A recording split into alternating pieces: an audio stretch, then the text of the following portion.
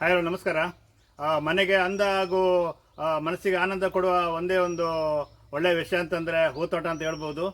ಮನೆ ಮುಂದೆ ಬೆಳೆಸಿದ ಹೂತೋಟವನ್ನು ನೋಡೋದಂತೂ ತುಂಬ ಖುಷಿ ಪಡುವಂಥ ವಿಷಯ. ಹಾಗೆ ನಾವು ಈ ಸುಳ್ಯ ತಾಲೂಕಿನ ಮುರುಳ್ಯ ಗ್ರಾಮದ ದೇವಸ್ಥೆ ಎಂಬಲ್ಲಿಗೆ ಬಂದಿದ್ದೇವೆ. ಹಾಗೂ ಅವರ ಮನೆಯವರನ್ನು ಕೂಡ ನಾವು ಮಾತಾಡಿಸುವ, ಅದರ ಮೇಲೆ ನಾವು ಹೂತೋಟ ನೋಡುವ ಬನ್ನಿ. ಇವರು ಡಾಕ್ಟರ್ ಪಿ ರಾಮಚಂದ್ರ ಭಟ್ ಅವರು, ಪಡೀಲ್ ಇವ್ರ ಮನೆ. ಈಗ ಇಲ್ಲಿ ದೇವಸ್ಥಾನದಲ್ಲಿದ್ದಾರೆ. ಇಲ್ಲಿ ತುಂಬ ವರ್ಷಗಳ ಹಿಂದೆ ಅವರ ಈ ಡಾಕ್ಟರ್ ವೃತ್ತಿಯನ್ನು ಬಿಟ್ಟು ಕೃಷಿ ವೃತ್ತಿಯಲ್ಲಿ ಅವರು ತೊಡಗಿಸಿಕೊಂಡಿದ್ದಾರೆ. ಅಂದರೆ ಈ ಕೃಷಿಯಲ್ಲಿ ಎಷ್ಟು ಶಾಂತಿ ನೆಮ್ಮದಿ ಸಿಗ್ತದೆ ಅಂತ ಅವರನ್ನು ಕೇಳಿದ್ರೆ ತಿಳ್ಕೊಳ್ಬೋದು. ಆಮೇಲೆ ಅವರ ಧರ್ಮಪತ್ನಿ ಶ್ರೀಮತಿ ರಾಜೇಶ್ವರಿ ಪಿ ಆರ್ ಭಟ್ ಅವರೇ ಈಗ ಇದನ್ನು ಈ ಗಾರ್ಡನನ್ನು ಮೇಂಟೈನ್ ಮಾಡುವ ಮೇನ್ ಉಸ್ತುವಾರಿ ಅವರದ್ದು. ಅದರ ಮೇಲೆ ಅವರ ಮಗ ಸುಹಾಸ್ ಪಡೀಲ್, ಅವರು ಸಹ ಡಾಕ್ಟರು. ಅವರೀಗ ಮೊನ್ನೆ ತಾನೇ MBBS ಮಾಡಿದರು. MBBS ಆದಮೇಲೆ ಈಗ ಮತ್ತೆ ಪುನಃ PG ಹೋಗೋ ಬದಲು ಇಲ್ಲೇ PG ಮಾಡೋದಲ್ಲಿದ್ದಾರೆ ಕೃಷಿಯಲ್ಲಿ. ಹಾಗೆ ಅದನ್ನು ಅಂದರೆ ಇವರೊಂದು ಯಾವ ಒಂದು ಕೃಷಿಯಲ್ಲಿ ಇದ್ದಾರೆ, ಆ ಕೃಷಿಯಲ್ಲಿ ಅಂತ ಅದನ್ನು ಮಾತ್ರ ನೋಡಿ ತಿಳ್ಕೊಳ್ಬೋದು. ಅವ್ರ ಮೊನ್ನೆ ಅಷ್ಟೇ ಮದುವೆ ಆಗಿದೆ. ಅವರ ಧರ್ಮಪತ್ನಿ ಅವರು ಸಹ ಕಣ್ಮಣಿ ಅಂತ. ಬನ್ನಿ ತೋಟ ನೋಡೋ ಒಂದು ರೌಂಡ್.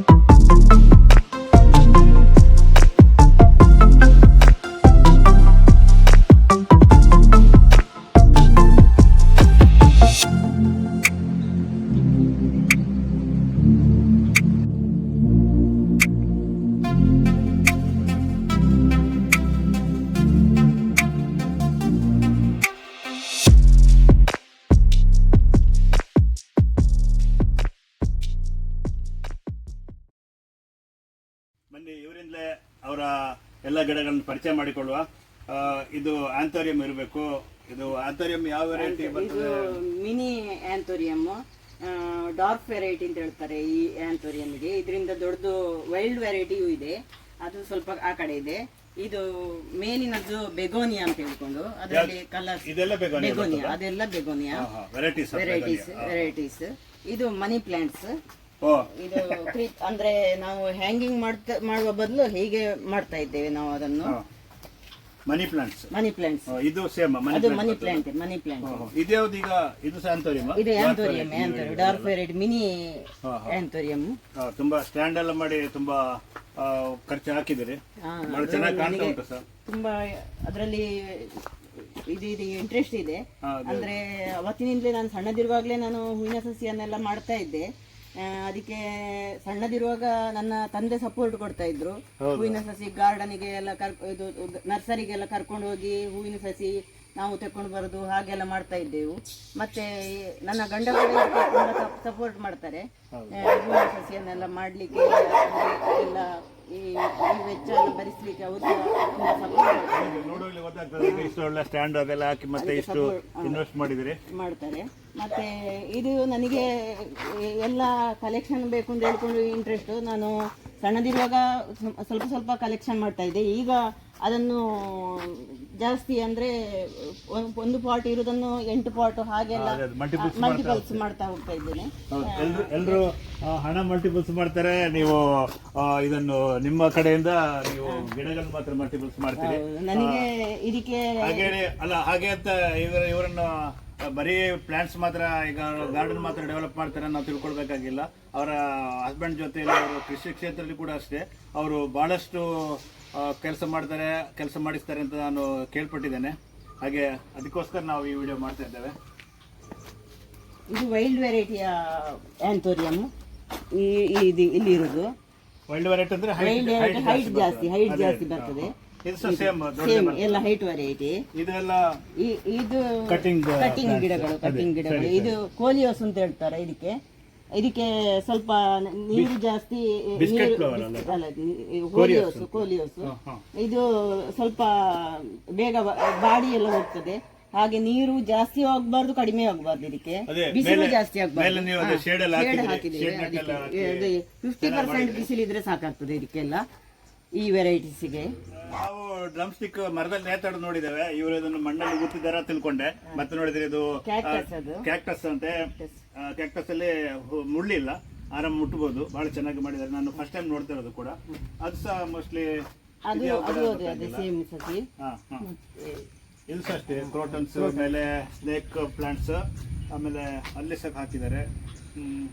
ತುಂಬ ವೆರೈಟೀಸ್ ಇದೆ. ಇನ್ನೂ ಅಷ್ಟೇ ನಾವು ಸಾಯಂಕಾಲ ತನಕ ನೋಡಿದ್ರೆ ಸಹ ಮುಗಿಯದಷ್ಟು ವೆರೈಟೀಸ್ ಕಲೆಕ್ಷನ್ಸ್ ಇದೆ ಅವ್ರ ಹತ್ರ.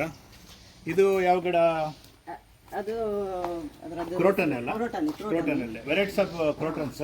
ಇದು ಬಿಸ್ಕೆಟ್ ಫ್ಲವರ್ಸ್ ಇರಬೇಕು. ಬಿಸ್ಕೆಟ್ ಫ್ಲವರ್ಸ್ ಇಂಪೇಷನ್ಸ್ ಅಂತ ಹೇಳ್ತಾರೆ. ಅದಕ್ಕೆ ಸ್ವಲ್ಪ ಬಿಸಿಲು ಇದ್ದಾಗಿದ್ರು ಅದು ಬಾಡಿ ಹೋಗ್ತದೆ. ಹಾಗಾಗಿ ಅದಕ್ಕೆ ಇಂಪೇಷನ್ಸ್ ಅಂತ ಹೆಸರು. ಬಿಸ್ಕೆಟ್ ಫ್ಲವರ್ ಅಂತ ಹೇಳ್ತಾರೆ.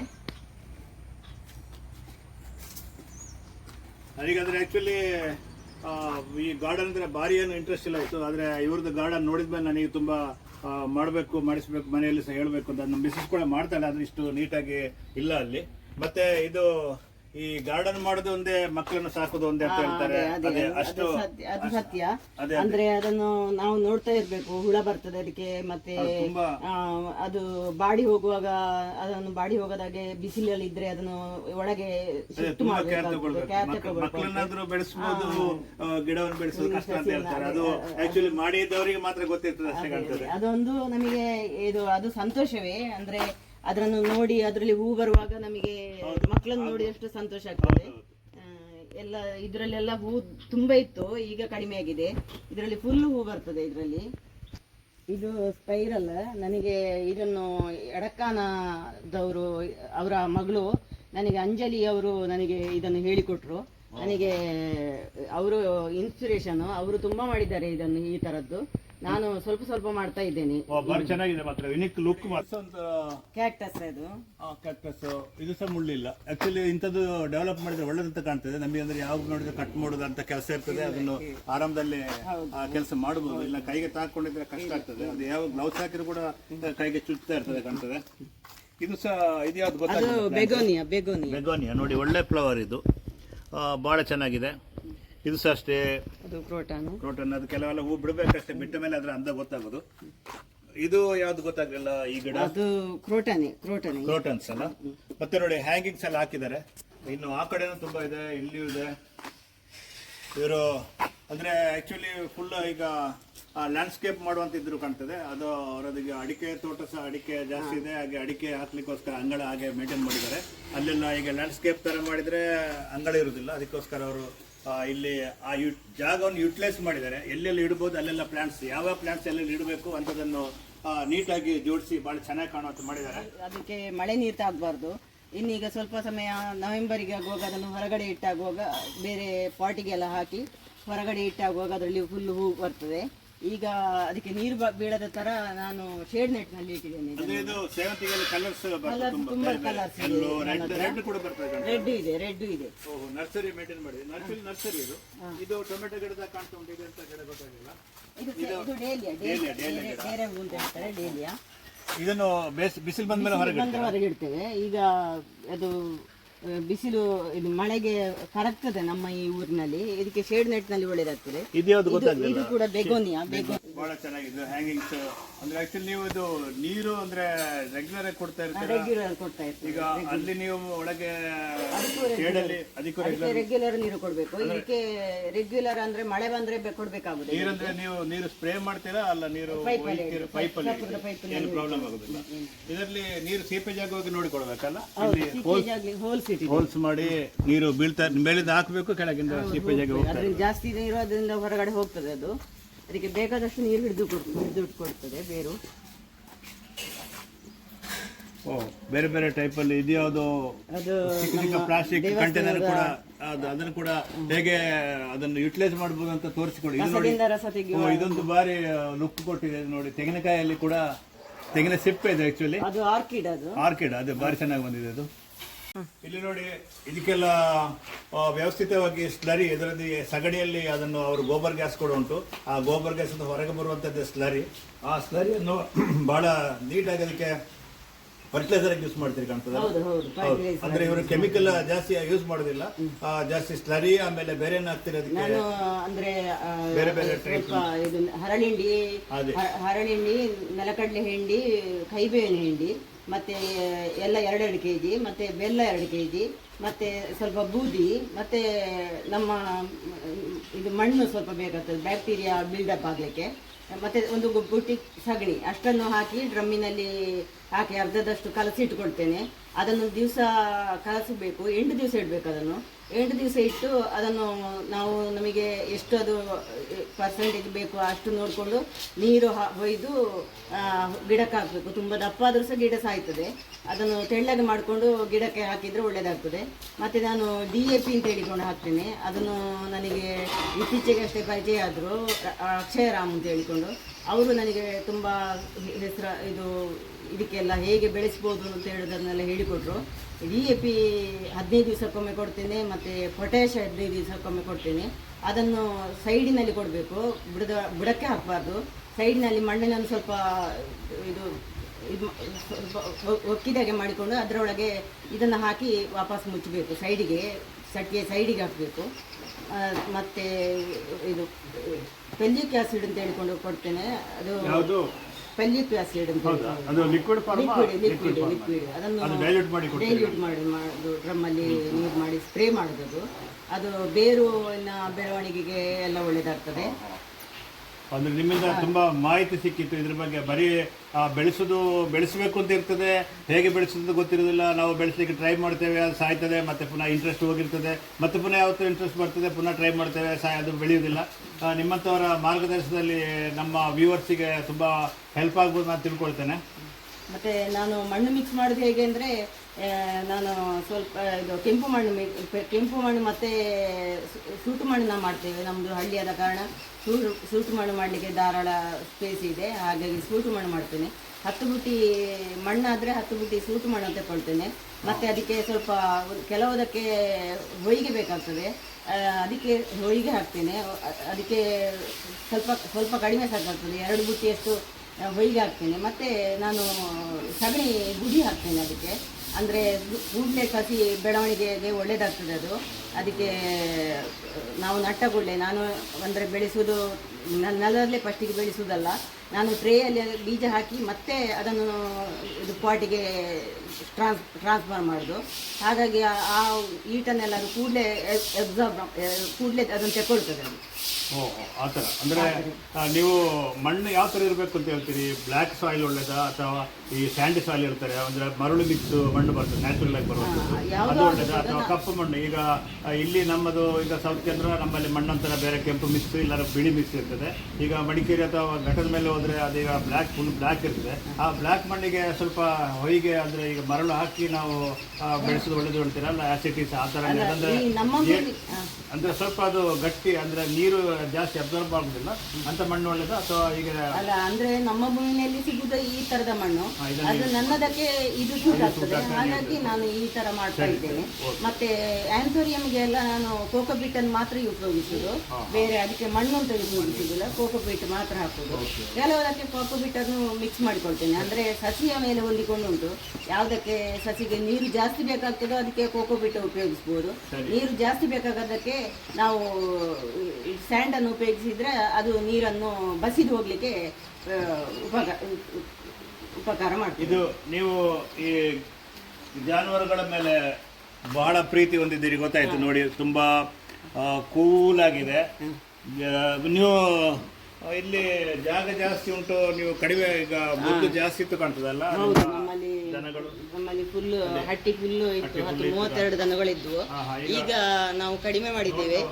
ನಮ್ಮ ಯಜಮಾನರಿಗೆ ಕೈ ನೋವು ಬಂದ ನಂತರ ಅದನ್ನು ನಾವು ಕಡಿಮೆ ಮಾಡಿದ್ದೇವೆ. ಈ ಕಡೆ ಬನ್ನಿ, ಇದು ನೋಡಿ ಬಿಡುವಲ್ಲ ಚಿಕ್ಕ ಮಗು ಇಲ್ಲಿ ಮರಿ. ಹಾಯ್, ಅಯ್ಯೋ ತುಂಟಿ, ಇಲ್ಲ ತುಂಟಿ ನೋಡಿ, ತುಂಟಿ ಏನೋ ತುಂಟಿ, ಏನೋ ತುಂಟಿ, ಏನೋ ತುಂಟಿ, ನೋಡಿ ನೋಡಿ. ಅದು ಅದಕ್ಕೆ ಹೆಸರು ನನ್ನ ದೊಡ್ಡ ಮಗನ ಮಗಳು ಹೆಸರಿಟ್ಟಿದ್ದಾಳೆ ರಾಧೆ ಅಂತ ಹೇಳಿಕೊಂಡು. ಅವರು ಅಮೆರಿಕದಲ್ಲಿ ಇರುವುದು. ಅವಳಿಗೆ ಹಸು ನಾಯಿ ಎಲ್ಲ ಅಂದ್ರೆ ಇಷ್ಟ, ಅವಳೇ ಹೆಸರಿಟ್ಟಿದ್ದು ರಾಧೆ ಅಂತ ಹೇಳಿಕೊಂಡು. ಹಾಗೆ ಅದರ ಹೆಸರು ರಾಧೆ.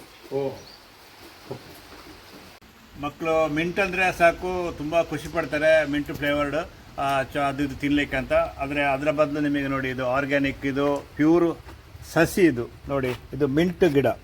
ಇದರ ಟೇಸ್ಟ್ ಅಂದರೆ ಸೇಮ್. ಇಲ್ಲಿ ಮತ್ತೆ ಪುನಃ ಬೇರೆ ವೆರೈಟಿ. ಇದು ಆ್ಯಕ್ಚುಲಿ ಇಲ್ಲಿ ಈ ಹೂವಿನ ಗಿಡದ ವೆರೈಟಿಗೆ ಬರ್ತದಾ ಅಲ್ಲ? ಅದು ಹೂವಿನ ಗಿಡವೇ, ಅದು ಪೌಡರ್ ಪಪ್ ಅಂತ ಹೇಳ್ತಾರೆ. ರೆಡಿ ಮಾಡಿದ ಮಣ್ಣು ಇದು. ಅಂದರೆ ಈಗ ಗಿಡ ಬೆಳೆಸಲಿಕ್ಕೆ ಮಾಡಿದ ಮಣ್ಣು ನೋಡಿ. ಥರ ಈ ಕಲ್ಲು ಮತ್ತು ಚಿಕ್ಕ ಚಿಕ್ಕ ಕಲ್ಲುಗಳು, ಮರಳು ಅದೆಲ್ಲ ಮಿಕ್ಸ್ ಇರ್ತದೆ, ಏನು ಪ್ರಾಬ್ಲಮ್ ಇಲ್ಲ. ಅಂದರೆ ಅದೇನು ಸೇವಿಂಗ್ ಮಾಡಿ ಅದನ್ನು ಕ್ಲೀನ್ ಮಾಡಿ ಮಣ್ಣು ಚೆನ್ನಾಗಿರಬೇಕಾಗಿಲ್ಲ, ಇಂಥ ಮಣ್ಣಲ್ಲಿ ಕೂಡ ಬೆಳೆಸ್ತಾರೆ. ಆಮೇಲೆ ಇದು ಈ ಕೋಕೋ ಬಾಟಲ್ಸ್ ಅಲ್ಲ, ಇದು ಸ್ಪ್ರೈಟ್ ಕೋಕೋ ಕೋಲಾ ಬಾಟಲ್ಸ್. ಇದರಲ್ಲಿ ಸಹ ನೋಡಿ ಕಟ್ ಮಾಡಿ ಒಂಥರ ಯುನಿಕ್ ಲುಕ್ ಇದು. ನಾನೆಲ್ಲಿಯೂ ಅಷ್ಟು ನೋಡಿದಾಗಿಲ್ಲ ಈ ಥರದ್ದು.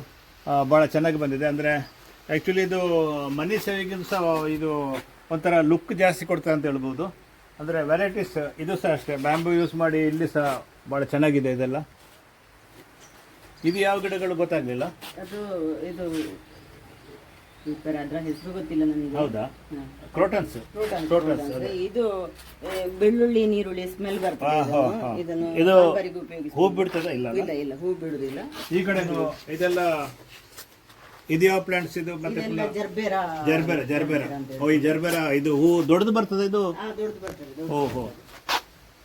ಅಂದ್ರೆ ಈಗ ನಾವು ಬಂದ ಟೈಮ್ ಮಳೆಗಾಲ ಆದದಕ್ಕೆ ಅಷ್ಟು ಬಹಳಷ್ಟು ಹೂಗಳು ಕಾಣ್ತಾ ಇಲ್ಲ.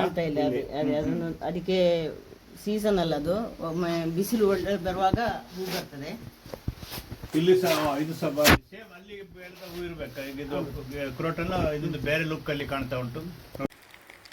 ಇದರ ಮಧ್ಯೆ ಇಲ್ಲೊಂದು ಚಿಕ್ಕ ಬಿಲ್ಡಿಂಗ್ ಕಾಣ್ತಾ ಉಂಟು. ಈಗ ನನಗೆ ಅದು ಸತ್ತೋಯ್ತು. ಅದ್ರ ನಂತರ ನನಗೆ ಈಗ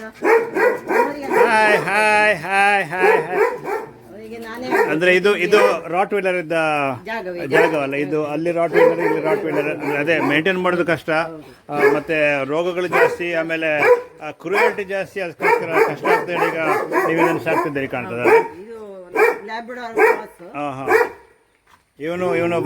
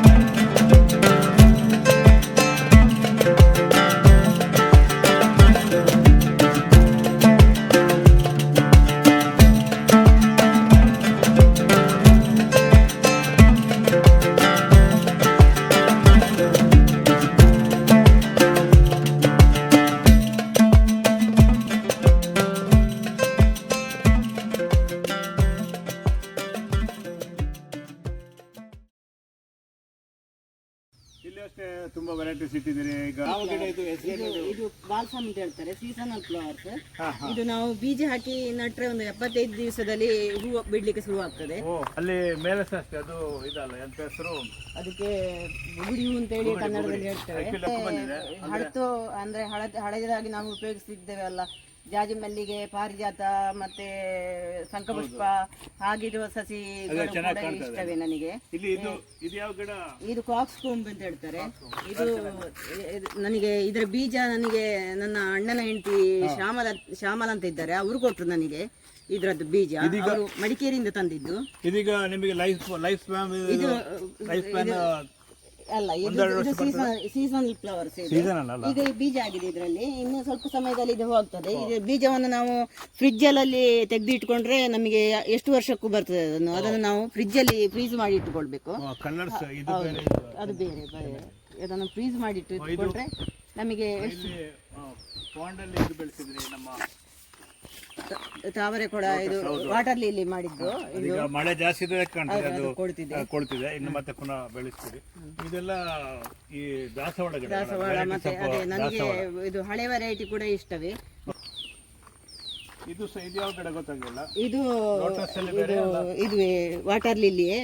ಇದು ಬೇರೆ ಮೇಲೆ ಬರುವ ವಾಟರ್ ಲಿಲ್ಲಿ, ಮೊಸೈಕ್ ಅಂತ ಹೇಳ್ತಾರೆ.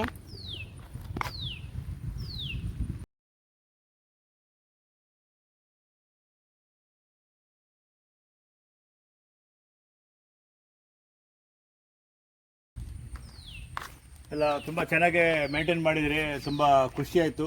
ಇಲ್ಲಿ ಸಹ ಅಷ್ಟೇ, ಇದು ಫುಲ್ ಈ ರೋಸ್ ಗಾರ್ಡನ್ ಮಾಡಿದ್ರಿ. ಇದನ್ನು ಇದು ರೋಸ್ ಗಾರ್ಡನ್ ಎಲ್ಲ ನಾನು ಯಾವುದನ್ನು ಸಹ ಹೆಚ್ಚಾಗಿ ಪರ್ಚೇಸ್ ಮಾಡಿ ತರುವುದಿಲ್ಲ, ಗಿಡಗಳಿಂದ ತರೋದು. ಇದು ನನ್ನ ಅತ್ತಿಗೆ ಇದ್ದಾರೆ, ನನ್ನ ದೊಡ್ಡ ಸೊಸೆಯ ತಾಯಿ, ಅವರು ನನಗೆ ಗಿಡವನ್ನು ಮಾಡಿಕೊಡ್ತಾರೆ ತುಂಬ. ಮತ್ತೆ ಅವರ ಫ್ರೆಂಡ್ ಮಾಲ್ತಿ ಡಾಕ್ಟರ್ ಅಂತಿದ್ದಾರೆ, ಅವರು ನನಗೆ ಇದನ್ನು ಕೊಟ್ಟರು. ಮಾಲ್ತಿ ಪ್ರಕಾಶ್ ಅಂತ ಹೇಳಿಕೊಂಡು ಅವರು ಇದು ಆಯುರ್ವೇದಿಕ್ ಡಾಕ್ಟ್ರು. ಅದು ಬಂಚ್ ಗುಲಾಬಿ ಅಂತ ಹೇಳ್ತಾರೆ ಅದಕ್ಕೆ. ಅದೊಂದು ಟೈಪ್, ಇದೊಂದು ಬೇರೆ ಟೈಪು. ಇದನ್ನು ನಾನು 10-25 ವರ್ಷದಿಂದ ಇದನ್ನು ಮಾಡಿಕೊಂಡು ಬರ್ತಾ ಇದ್ದೇನೆ. ಅದಕ್ಕೆ ಹಾರ್ಸ್ ಟೇಲ್ ಅಂತ ಹೇಳ್ತಾರೆ. ಇದು ಅದು ನನ್ನ ಮಗ ಬೆಳೆಸಿದ್ದು, ಅವನಿಗೆ ತರಕಾರಿ ಬೆಳೆಸುವುದು ಅಂದ್ರೆ ಇಷ್ಟ. ಇದು ಹಬೆನೇರು ಅಂತ ಹೇಳ್ಕೊಂಡು ತುಂಬಾ ಮೆಣಸೆ, ತುಂಬಾ ಖಾರ, ಇದು ತುಂಬಾ ಖಾರ ಇದೆ. ಇದು ಖಾರ, ತುಂಬಾ ಖಾರ ಇದೆ. ಹಸಿರು ಇಲ್ಲಿದೆ, ಇದು ಬೆಳೆದದ್ದು ಮೋಸ್ಟ್ಲಿ ಜಾಸ್ತಿ ಬೆಳೆದಿದ್ದು ಇಲ್ಲ, ಇದು ಹಣ್ಣಾಗಿದ್ದು ಇದು. ಹೂತೋಟ ನೋಡ್ಲಿಕ್ಕೆ ಬಂದ ನಮಗೆ ಹೂವಿನ ಗಿಡಗಳನ್ನು ತೋರಿಸಿದ ಜೊತೆಗೆ ಬಹಳಷ್ಟು ಮಾಹಿತಿಗಳನ್ನ ಹಂಚಿಕೊಂಡಿದ್ದೀರಿ. ಹಾಗೆ ನಿಮಗೆ ತುಂಬಾ ಧನ್ಯವಾದಗಳು. ನಾನು ವಂದನೆಗಳನ್ನು ತಿಳಿಸ್ತೇನೆ ನಿಮಗೆ. ನನ್ನ ಈ ವಿಡಿಯೋ ಇಷ್ಟವಾಗಿದ್ರೆ ಲೈಕ್ ಮಾಡಿ, ಶೇರ್ ಮಾಡಿ ಹಾಗೂ ಸಬ್ಸ್ಕ್ರೈಬ್ ಮಾಡಿ. ಬಾಯ್.